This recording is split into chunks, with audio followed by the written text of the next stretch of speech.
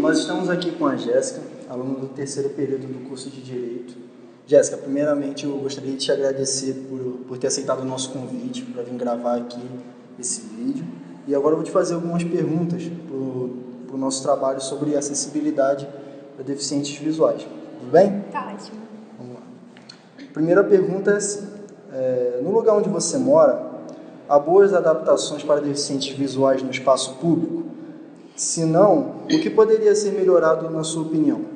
Então, se tratando do meu bairro, por exemplo, onde eu desço no ponto, assim, na pista, não tem um sinal sonoro, onde é o essencial para um deficiente visual. Descer no ponto, ter sua própria autonomia para descer, atravessar uma pista e tudo mais. Não tem as ruas, não tem paralelepípedo, aquela marcação, sabe, o piso tátil. Isso seria no meu bairro, mas se tratando do meu município, em modo geral, as ruas não são preparadas ainda. Então, há muito que se melhorar em questões de sinais, em questões de piso tátil, em questões de pôr sinalizações mesmo, que estaria beneficiando, ajudando o meu dia a dia. Entendi. A segunda pergunta é a seguinte: qual a maior dificuldade que você enfrenta no dia a dia por ser deficiente visual? Então, em modo geral, se fosse assim, pelas ruas, um assunto mesmo que a gente acabou de falar agora, anteriormente, seria a dificuldade de andar nas ruas, enfrentar também o preconceito de muitas pessoas, questões de livros, jornais, quando só vem impresso, muitos aparelhos, por exemplo, falando em âmbito assim geral, em modo geral, micro-ondas, não vem uma marcação para que o deficiente possa tatear e estar ali sentindo. Então, várias coisas, né? A nossa terceira pergunta é a seguinte: como é para você o acesso ao mercado de trabalho? Então, o mercado de trabalho, hoje em dia está complicado, né? E o deficiente, eles querem muito mais capacitado para colocar numa empresa. Eles, às vezes, para um cargo simples, eles querem vários cursos e tal, tudo para dificultar mais ainda o acesso. Então, por exemplo, a minha porcentagem de visão é mínima. Eu enxergo vultos, cores, mas bem pouco. E eles, geralmente, para atingir ali a cota de deficiente, para não ser multado e tudo mais, as pessoas preferem colocar o quê? Pessoa que tem autonomia para mexer no computador sem um programa de voz, que possa só estar com a letra ali ampliada e tudo. Então, se torna muito mais complicado. Entendi. Bom, a quarta pergunta é a seguinte: qual a principal mudança ou ação deveria ser realizada em prol dos alunos com deficiências visuais na UNIG? Na sua opinião, existem indícios de alguma mudança? Então, eu, como aluna da UNIG mesmo, os professores me auxiliam com livros e tal, mandando em formato de mídia pelo computador, PDF, em formato Word e tudo mais. Porém, na faculdade, falta uma impressora Braille. Eu copio os deveres na sala de aula em Braille, porque alguém vai me ditando tudo, mas às vezes algum trecho do livro, algo que eu quero ter em mídia física também, não apenas na internet, de modo online, eu não consigo porque a faculdade não tem o acesso, eu não tenho acesso pela faculdade com uma impressora, com algo que possa estar me beneficiando. Alguns blocos também não têm acessibilidade, são essas questões. Entendi. Bom, a nossa quinta pergunta é a seguinte: alguma vez no seu dia a dia você já se sentiu vítima de algum preconceito por conta da sua condição? Foi o que você disse anteriormente, e respondendo algumas perguntas, você chegou a tocar nesse assunto.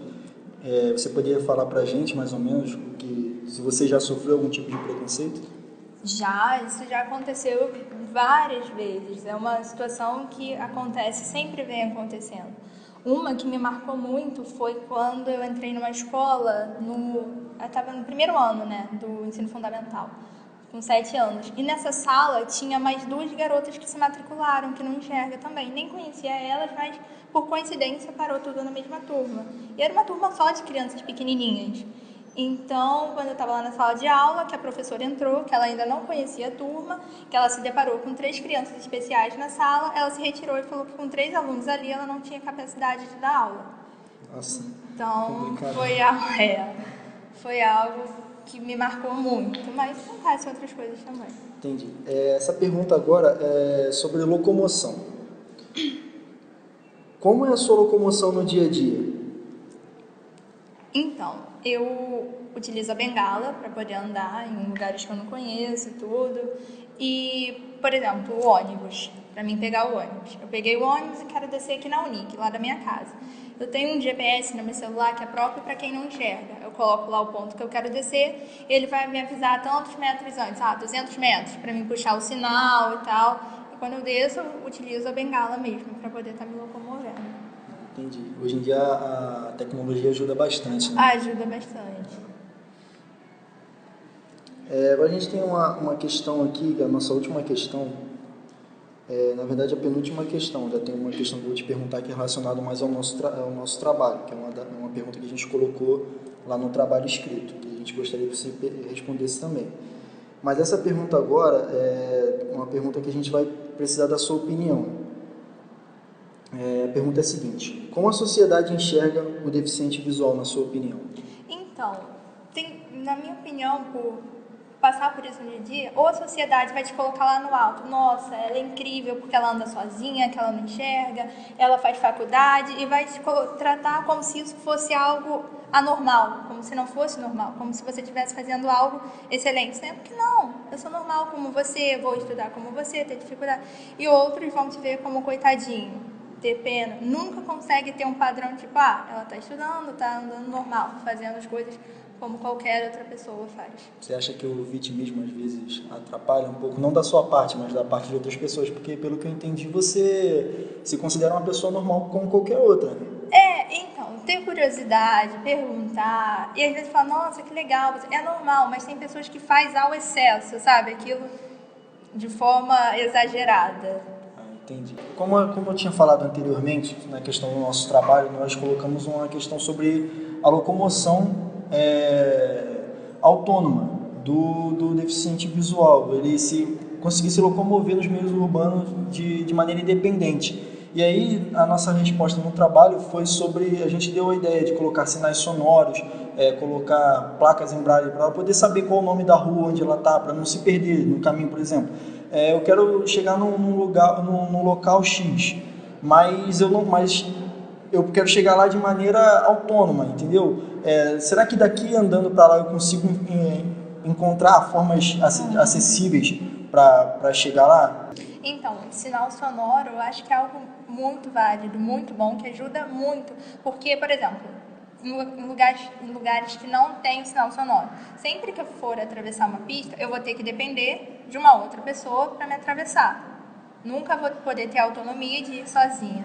Um sinal ia ajudar muito. O piso também, que no caso eu vou sentindo com a bengala, com o pé mesmo, então eu sei que eu tenho que ir naquela linha reta certa. Mas as questões das placas se torna mais complicado, porque eu teria que saber exatamente em qual posição essa placa estaria, em que local ela foi colocada, em qual parede, então se torna mais difícil. Só em elevadores, essas coisas que ajudam muito, em escada, no corrimão, indicando até o fim, tudo, mas de forma aleatória, assim, na rua, não ajuda muito. Entendi. Bom, Jéssica, a gente está chegando aqui ao final da gravação. Eu gostaria muito de te agradecer, muito mesmo, por você ter topado aí fazer esse vídeo com a gente.